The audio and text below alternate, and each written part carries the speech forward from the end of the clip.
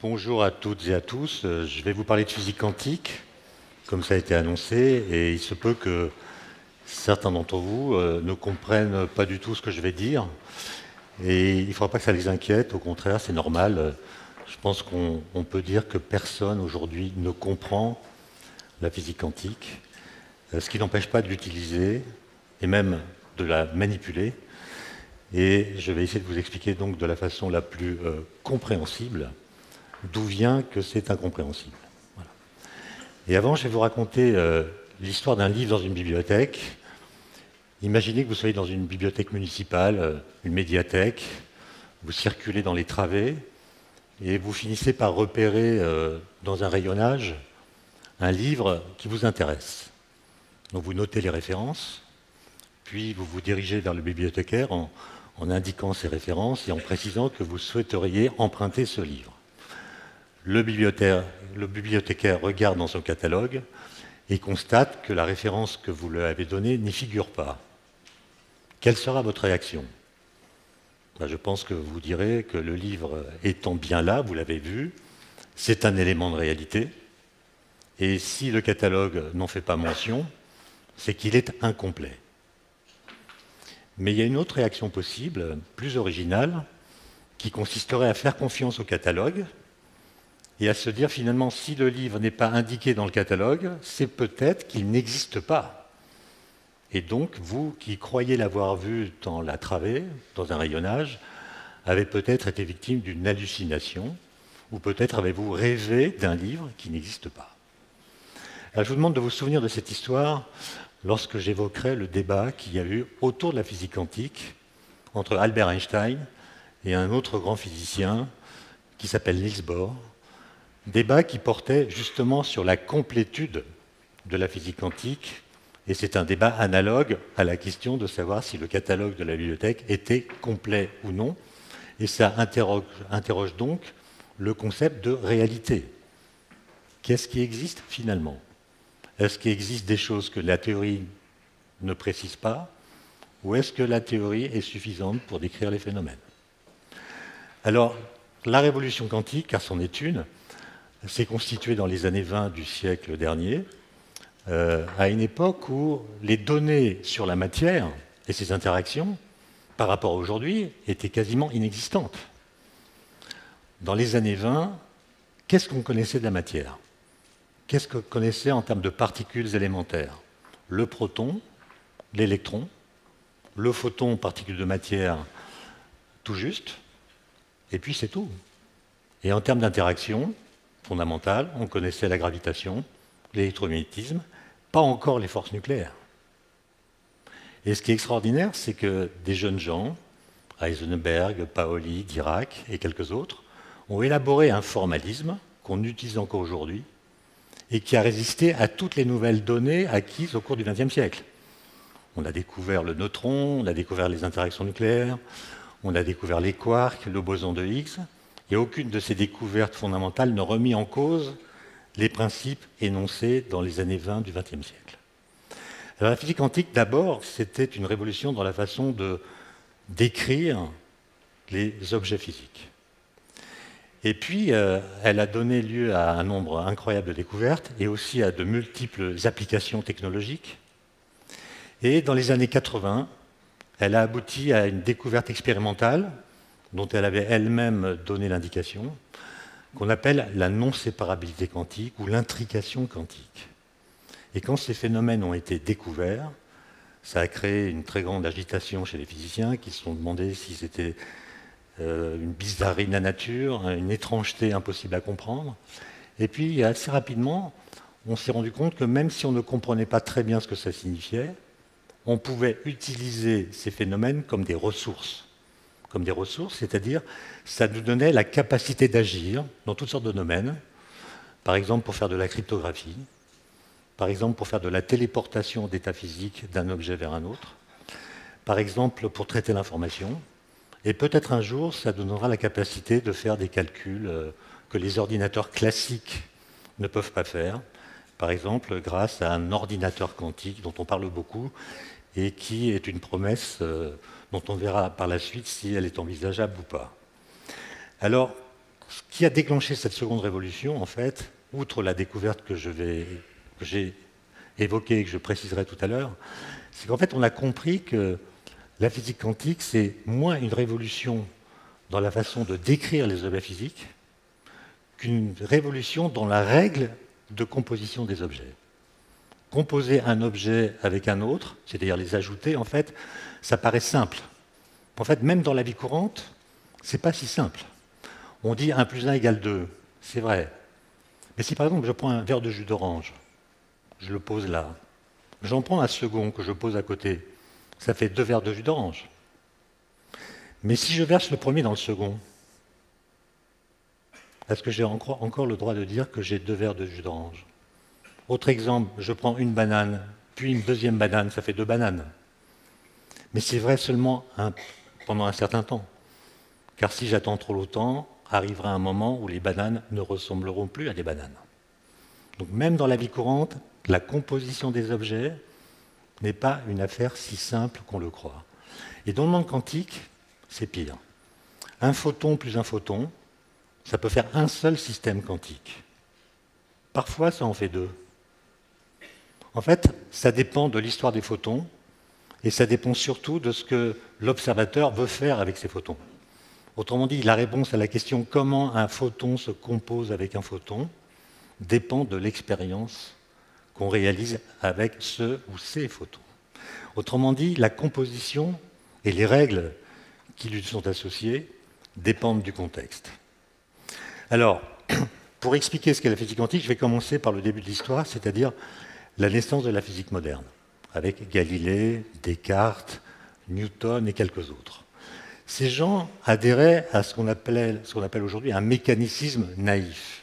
C'est-à-dire qu'ils pensaient que pour décrire le monde physique, les objets physiques, il fallait utiliser des concepts familiers, dont Descartes, par exemple, pensait qu'ils étaient même innés, qui sont les concepts de figure, de position, de mouvement.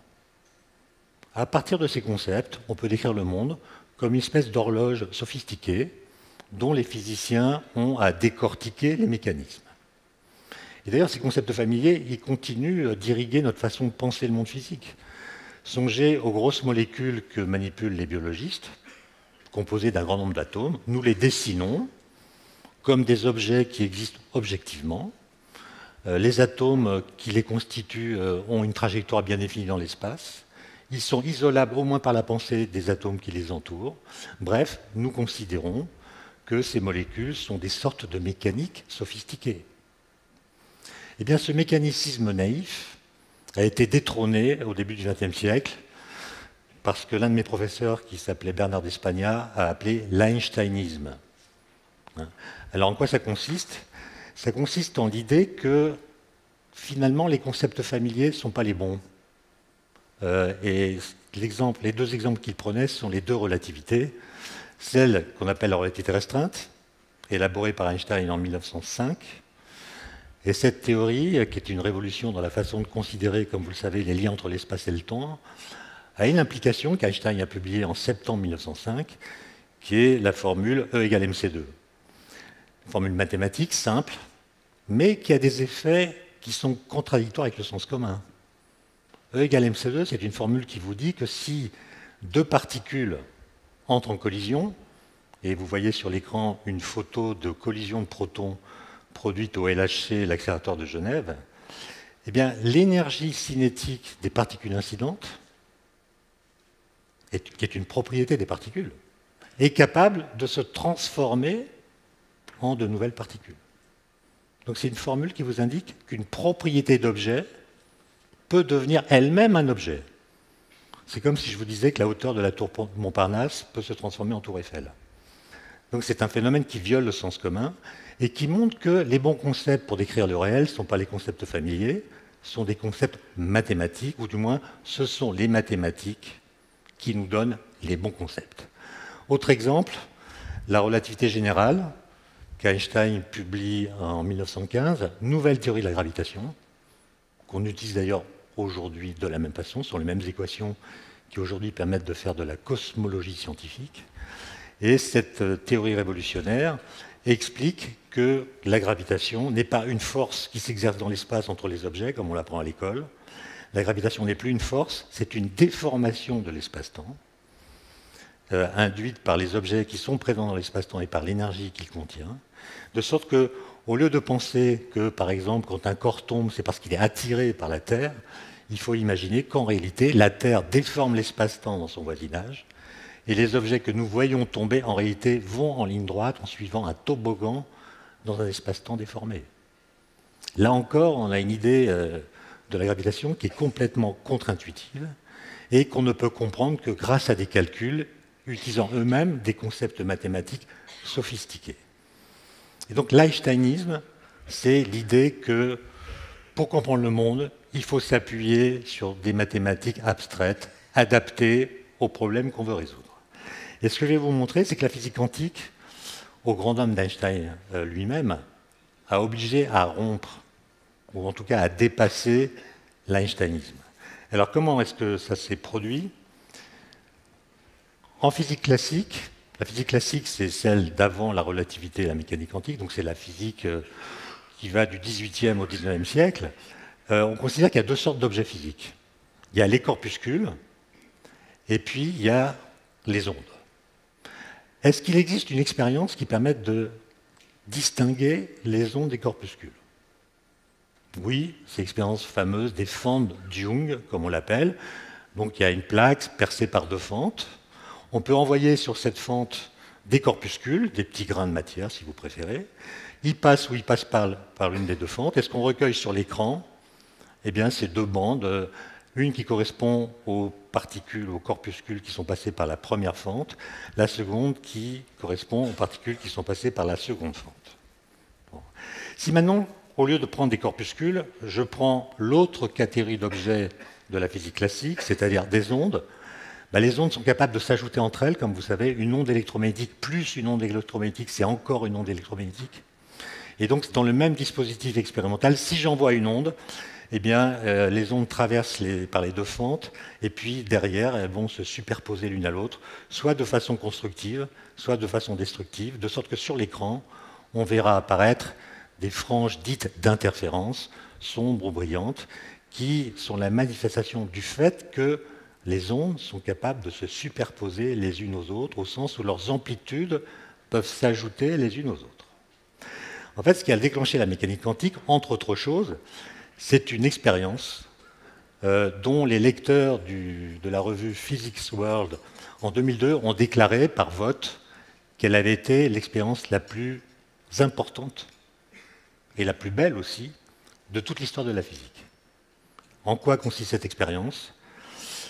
Eh bien, j'envoie des particules de matière ou de lumière, des électrons par exemple, ou bien des photons, avec un débit à la source qui est très faible. Donc j'envoie les particules, entre guillemets, une par une, dans le dispositif des fentes de Young. Et ce que je vois au départ, c'est que, alors si j'éclaire cet écran, vous ne voyez rien, il faut que j'éclaire. Au départ, vous voyez que les particules se déposent sur la plaque photographique comme des points, ce qui laisse penser que ce sont des corpuscules. Mais à mesure que le temps passe, le flux augmente et je vois peu à peu se dessiner des franges d'interférence.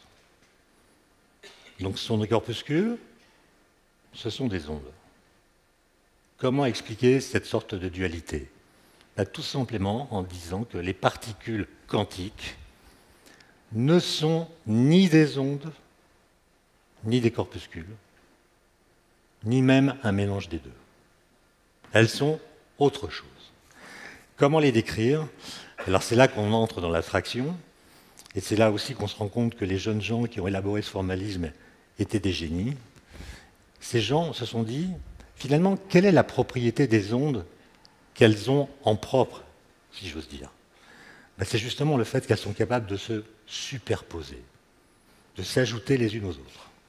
Eh bien, on va décider que ce principe de superposition doit être généralisé. C'est-à-dire, on va l'appliquer à tous les systèmes physiques, sans s'occuper de savoir s'ils sont corpusculaires ou ondulatoires. Je prends une particule, un atome, une galaxie, n'importe quoi. Je vais décrire l'état de ces systèmes par des entités mathématiques, A, B, C, etc. Ah, pardon.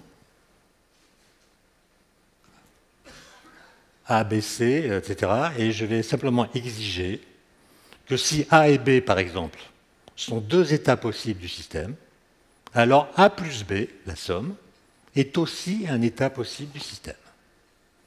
Et puis je vais m'autoriser à pouvoir multiplier l'état en question A par n'importe quel nombre complexe. Ça fera aussi un état possible. Et donc on généralise, on universalise le principe de superposition. Et vous vous souvenez, quand on, peut-être de cours de classe terminale, une structure dans laquelle on peut ajouter les éléments qui la composent, c'est ce qu'on appelle un espace vectoriel. Donc le seul fait de dire les états peuvent s'ajouter signifie qu'on les décrit par des vecteurs, éléments d'un espace vectoriel. Et donc on va dire que A, B, C, etc. sont les vecteurs d'état des particules ou des objets qui nous intéressent. Et en fait, ces espaces vectoriels, on les appelle des espaces de Hilbert, du nom d'un grand mathématicien qui a collaboré à leur définition. Et en fait, ils apparaissent comme des structures mathématiques qui permettent la cohabitation de plusieurs alternatives mutuellement exclusives. Par exemple, si A, c'est l'électron ici, si B, c'est l'électron là, A plus B, c'est quelque chose qui a l'air de faire cohabiter deux possibilités qui sont mutuellement exclusives. Et donc, le seul fait de coller un vecteur d'état sur le dos des objets quantiques va nous plonger dans un enfer ontologique et poser des tas de questions d'interprétation sur le lien qu'il y a entre l'espace des représentations des systèmes et l'espace physique dans lequel on fait les expériences. Et ce débat autour de l'interprétation de la mécanique quantique a démarré en 1927. Aujourd'hui, il n'est pas clos, mais il y a eu des résultats fondamentaux qui ont permis d'avancer dans son traitement. Alors pourquoi est-ce que le débat rend la chose en fait incompréhensible? Voilà, je vais prendre un électron. Un électron, c'est une particule qui, comme beaucoup d'autres, a ce qu'on appelle un spin. Le spin, c'est un moment cinétique intrinsèque, c'est une sorte de rotation sur lui-même, même si cette image en fait est fausse, mais c'est juste une façon de parler. Et en fait, quand vous mesurez le spin d'un électron, vous trouvez soit une certaine valeur positive, quand vous le mesurez dans une certaine direction, vous trouvez soit plus 1,5 dans une certaine unité, soit moins 1,5. Jamais autre chose. Et donc, vous allez dire, un électron, il est soit dans l'état A, si son spin est vers le haut, soit dans l'état B.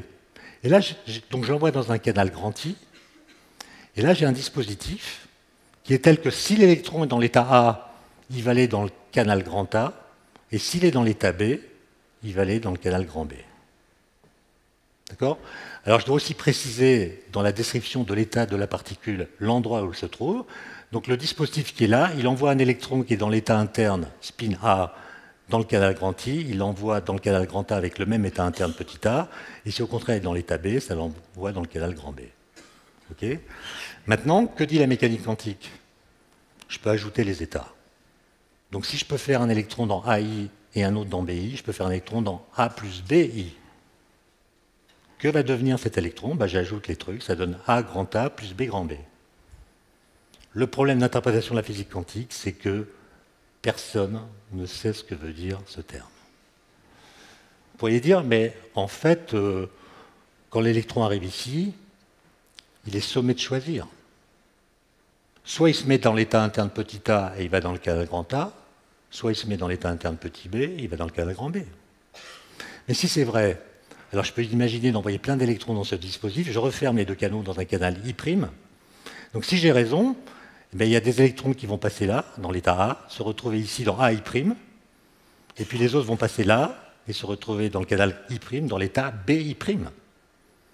Donc si on fait leur choix ici, ça voudrait dire que dans le canal I', j'ai un mélange entre deux populations d'électrons, certains qui sont dans l'état A et les autres qui sont dans l'état B. Donc dans le canal I', les électrons ont un état interne bien défini. Et en fait, ce que montrent les calculs, assez simples, c'est que vous n'avez pas le droit de raisonner de cette façon, parce que si vous faites cette hypothèse, eh bien, la valeur moyenne de certaines observables, selon que vous considérez que c'est un mélange, ou selon que vous considérez que c'est une superposition, ne donnera pas le même résultat. Conclusion, vous n'avez pas le droit de dire qu'un électron dans l'état A plus B est un électron qui mélange lui-même les deux possibilités. Que dit la physique quantique? Eh bien, elle dit simplement que si vous mettez un détecteur ici qui mesure l'état interne de la particule, quand elle est dans cet état, vous avez une chance sur deux de la trouver ici, et vous avez une chance sur deux de la trouver là. Autrement dit, le fait de faire la mesure va modifier l'état du système. Au départ, c'était la somme de deux possibilités. Le fait de faire une mesure n'actualise qu'une seule de ces deux possibilités. La somme devient un seul terme. On parle de réduction du paquet d'ondes. Alors Einstein, quand il voit ça, évidemment, lui qui est un réaliste, Einstein, il pense que faire une mesure sur un système, c'est une opération passive. C'est une sténographie. Quand vous mesurez la propriété d'un objet, vous obtenez un résultat qui aurait eu la même valeur si la mesure n'avait pas été faite. Une mesure, c'est un enregistrement de propriétés qui sont déjà définies. Or là, la mesure change l'état du système. Vous faites une mesure dans l'espace physique où vous êtes, à 3 dimensions, et ça modifie un vecteur dans l'espace de Hilbert abstrait au sein duquel vous représentez l'état physique. Comment c'est possible? Donc Einstein se dit, c'est simple. Si je trouve l'électron là, avec l'état interne petit a, c'est que immédiatement, ou plutôt quelques fractions de secondes avant la mesure, il était déjà dans cet état. Mais la physique quantique, non, vous dit avant il était comme ça. Il n'était pas dans AA, il était dans AA plus BB. Conclusion d'Einstein, la physique quantique est incomplète, comme le catalogue de la bibliothèque. C'est-à-dire qu'il y a des paramètres cachés que la physique quantique ne prend pas en compte, qui, s'ils existaient, et s'ils nous étaient connus surtout, nous permettraient de prédire à coup sûr dans quelle branche de ce dispositif sera détecté l'électron. Nous ne connaissons pas ces paramètres, mais ils existent. Donc la physique quantique est incomplète, puisqu'il lui manque des informations sur ce que nous pourrions connaître de l'état du système. D'accord ? Et en fait, c'est cette façon de penser qui va être démentie par l'expérience des années 80 dont je vais parler. En fait, la physique quantique, elle donne raison à cet aphorisme de Yogi Berra. Yogi Berra, ce n'est pas un physicien, c'est un joueur de baseball. Grand joueur de baseball qui est décédé il y a quelques années, qui a été entraîneur et qui était connu pour, disons, stimuler ses joueurs en leur sortant des aphorismes paradoxaux. Comme par exemple, n'oubliez jamais d'aller aux obsèques de vos amis, sinon ils ne viendront pas aux vôtres. Et celle qui correspond à la situation quantique, c'est quand ta route te mène à un embranchement, prends-le. D'accord ? Ce qui veut dire que dans cette situation, le vecteur d'état de la particule, il prend les deux embranchements. En fait, il se délocalise. D'accord ? Et c'est ça qu'Einstein ne pouvait pas accepter. Et donc, en fait, Einstein a commencé à attaquer, non pas l'exactitude de la physique quantique. Einstein n'a jamais critiqué la physique quantique au sens où elle donnerait des prédictions fausses. Jamais. Il a toujours reconnu son efficacité en disant que c'est une théorie parfaite, au sens où elle rend bien compte des résultats des expériences. Mais il pensait qu'elle n'était pas complète, et donc, entre 1927 et 1935, en gros, il a inventé des expériences de pensée pour mettre en défaut la mécanique quantique. Et dans ces expériences de pensée, il mettait toujours en scène une seule particule. Et à chaque fois, Niels Bohr, qui lui pensait que la physique quantique était complète parce qu'elle prédit exactement les résultats des mesures, on ne peut pas demander plus à une théorie. En fait, Einstein disait une théorie physique doit décrire le monde tel qu'il est. Mais Bohr disait non, la réalité est intrinsèque, on ne sait pas ce que c'est. Une théorie physique doit décrire notre interaction avec ce qui est, pas le monde lui-même. Donc c'était un débat métaphysique. Et la beauté de l'histoire, c'est que ce débat métaphysique a été tranché par une expérience. Un débat philosophique a été tranché par une expérience de physique en laboratoire. En fait, en 1935, Einstein est à Princeton, il a quitté l'Europe, et il collabore avec deux jeunes physiciens qui s'appellent Podolsky et Rosen. Et ils ont une idée assez géniale, qui est de critiquer la physique quantique, non plus en utilisant une critique qui porterait sur une seule particule, mais sur deux particules. Et en fait, ils passent de 1 à 2, un peu comme Galilée l'avait fait pour la chute des corps. Vous savez, à l'époque de Galilée, on pensait que conformément à l'observation, les corps lourds tombent plus vite que les corps légers. C'est ce qu'on voit. Les boules de pétanque tombent plus vite que les balles de ping-pong. Voilà, l'observation dit cela.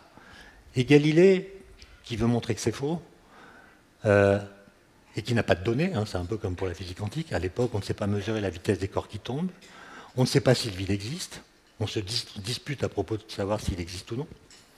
Et Galilée énonce en 1604 que tous les corps, quelle que soit leur masse, tombent à la même vitesse dans le vide. Donc il énonce une loi dont personne n'a jamais vu l'actualisation dans un phénomène.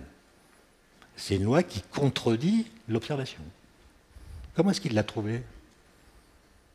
En passant de 1 à 2. C'est-à-dire en montrant que si Aristote avait raison, alors on peut imaginer des situations qui, s'il avait raison, mèneraient à des conclusions absurdes.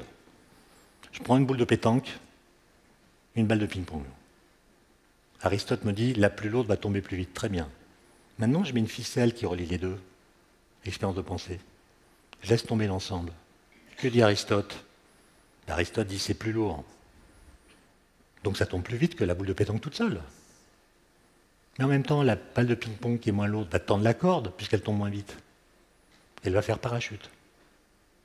Et donc l'ensemble va tomber moins vite que la boule de pétanque toute seule. Donc il y a un paradoxe. Comment résoudre le paradoxe? En disant que la balle de ping-pong tombe exactement à la même vitesse que la boule de pétanque. Ce qui n'est pas ce qu'on voit. Et donc une expérience de pensée oblige à réinterpréter l'observation pour montrer comment une loi qui la contredit l'explique quand même. En disant, il y a d'autres forces que la gravitation, résistance de l'air, poussée d'Archimède, et ce sont elles et seulement elles qui sont responsables de la différence de vitesse que nous observons entre les objets les plus lourds qui tombent et les objets les plus légers. Donc vous voyez comment la physique se construit, en fait, contre le sens commun et surtout contre l'observation. Alors j'en reviens à cette histoire. Einstein, avec ses deux collègues, Podolsky et Rosen, écrivent un article dans la Physical Review qui paraît le 15 mai 1935, qui est un article de 4 pages, très simple à lire, qui est l'article le plus cité de toute l'histoire de la physique. Ça va créer un tremblement de terre. Et en fait, il montre, d'abord il part de l'hypothèse que, petit a, les prédictions de la physique quantique sont justes. Deuxième hypothèse, je les cite exactement, deuxième hypothèse, aucune influence ne peut se propager plus vite que la lumière. Ça, c'est ce qu'implique la relativité d'Einstein. On ne voit pas très bien comment Einstein aurait pu imaginer une autre hypothèse que celle-là. Troisième hypothèse, c'est si, en ne perturbant aucunement un système, on peut prédire avec certitude, c'est-à-dire avec une probabilité égale à l'unité, la valeur d'une quantité physique, alors il existe un élément de réalité physique correspondant à cette quantité physique. Voilà. Et ensuite, ils imaginent un dispositif à deux particules qui montre que la physique quantique, si on la considère comme complète, aboutit à des conclusions absurdes, ce qui, à leurs yeux, démontre qu'elle est incomplète. Alors je vais prendre donc, je simplifie un peu leur exemple et je l'adapte à des considérations, disons, plus modernes. Je prends deux particules qui ont interagi dans le passé, par exemple deux électrons.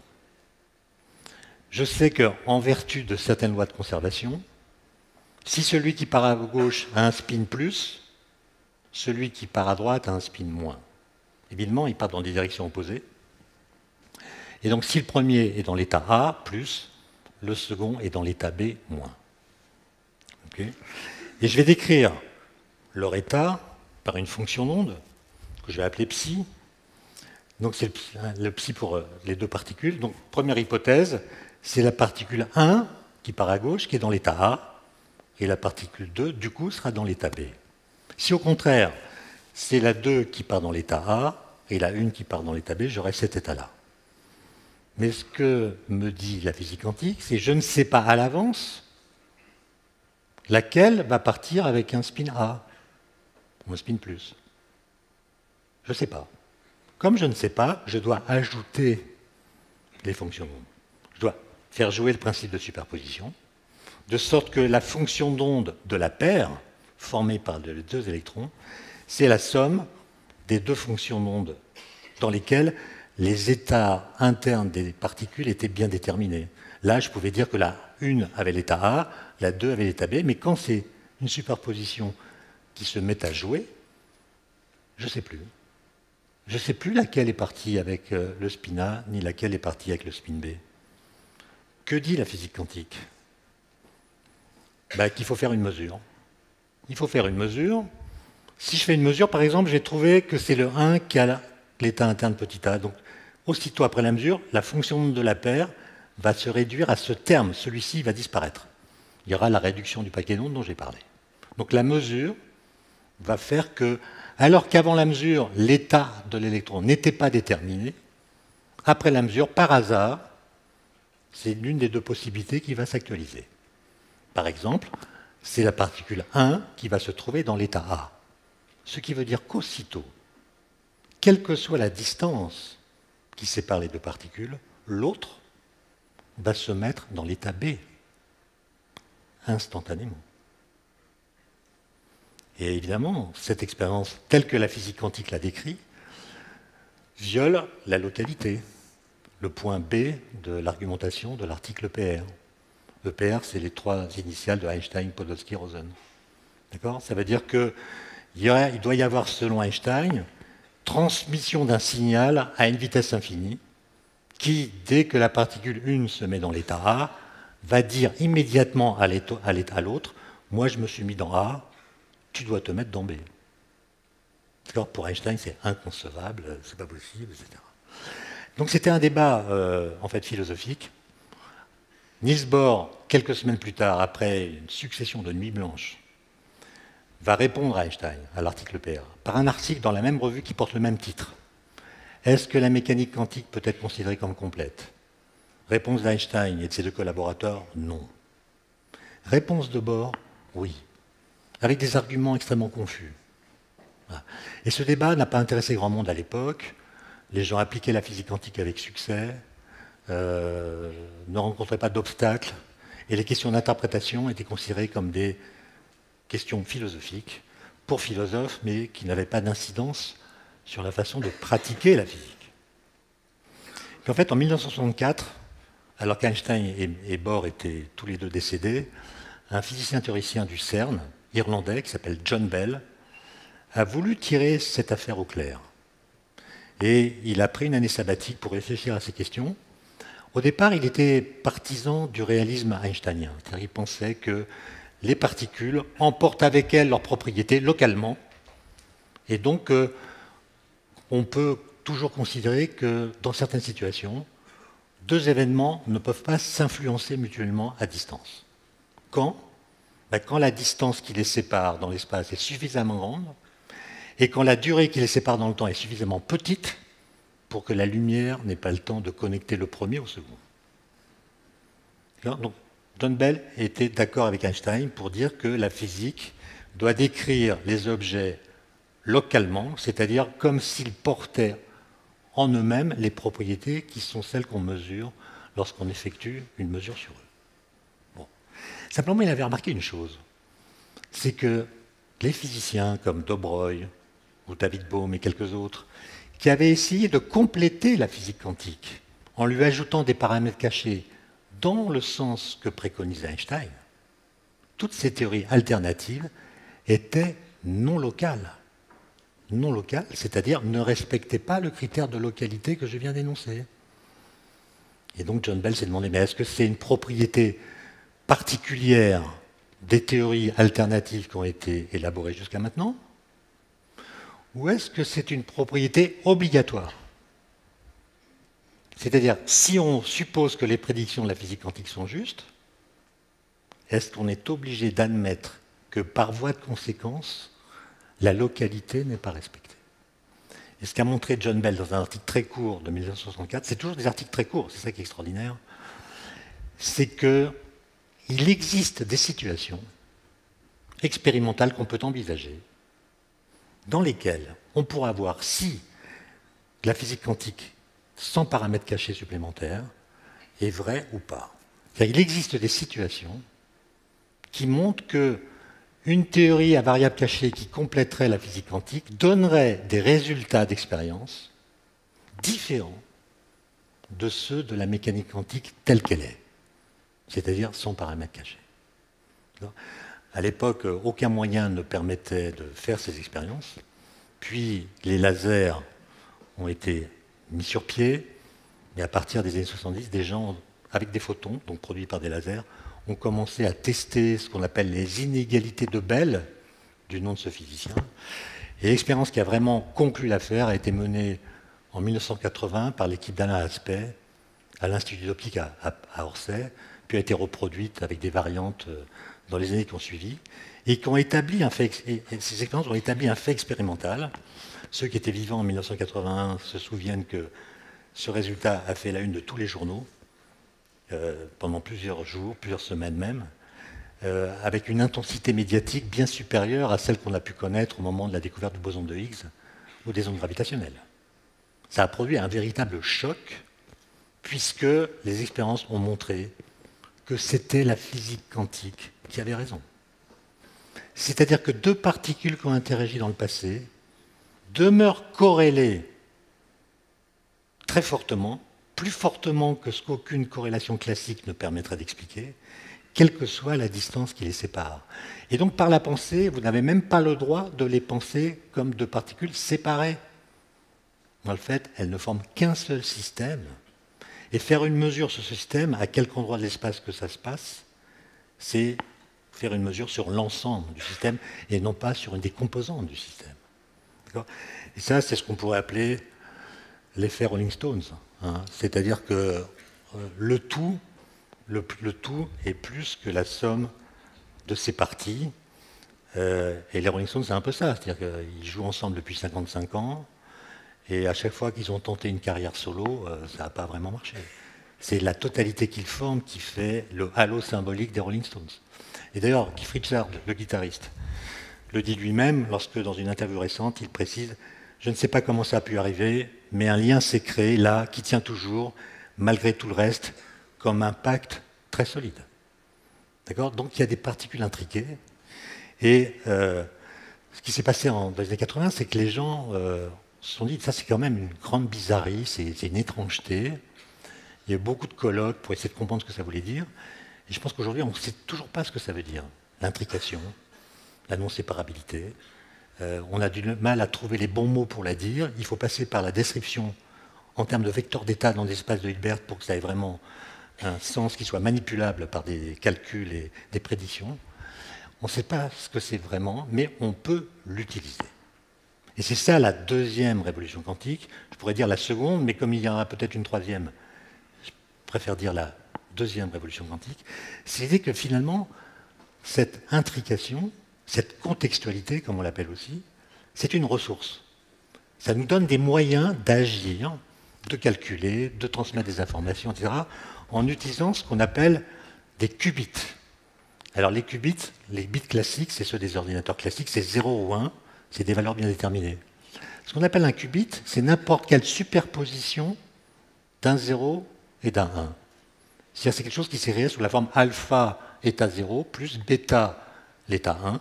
Et toutes les valeurs de alpha et bêta sont possibles à condition qu'elles satisfassent à des conditions de normalisation, peu importe le détail. D'accord ? Autrement dit, dans un qubit, vous pouvez mettre beaucoup plus d'informations que dans un bit classique.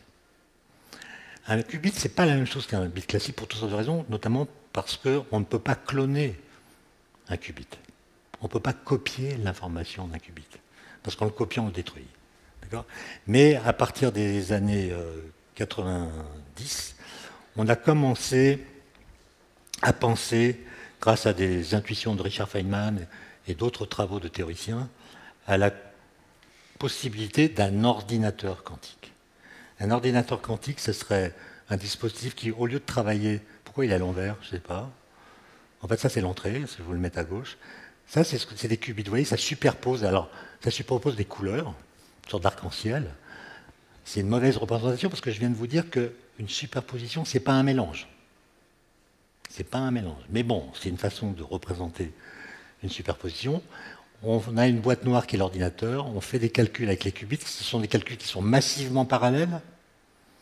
À la différence d'un ordinateur classique où on peut suivre le détail des calculs pas à pas, dans un ordinateur quantique, on ne peut pas regarder ce qui se passe, parce que si on le regarde, on détruit le processus. Et à la fin, on fait une mesure qui va transformer les superpositions, donc les qubits, en bits classiques, avec une information qui est l'information de type habituel. Est-ce que de tels ordinateurs verront le jour? Beaucoup le pensent. Il y a des verrous technologiques énormes. Ça mobilise beaucoup de chercheurs, comme vous savez aujourd'hui. Et en termes de conclusion, je citerai à nouveau Yogi Berra, qui disait « La théorie et la pratique, c'est exactement la même chose. Sauf qu'en pratique, c'est pas vrai. » D'accord ? Donc il faut attendre la suite de l'histoire pour voir si cette idée théoriquement possible pourra s'actualiser ou non. Et pour le cas où vous n'auriez pas compris ce que j'ai dit, je voudrais vous citer cette petite remarque du poète Jules Supervielle, au cas où vous auriez besoin d'aide pour mieux comprendre. Un homme à la mer lève un bras, crie « Au secours !» et l'écho lui répond « Qu'entendez-vous par là ?» Je vous remercie pour votre attention.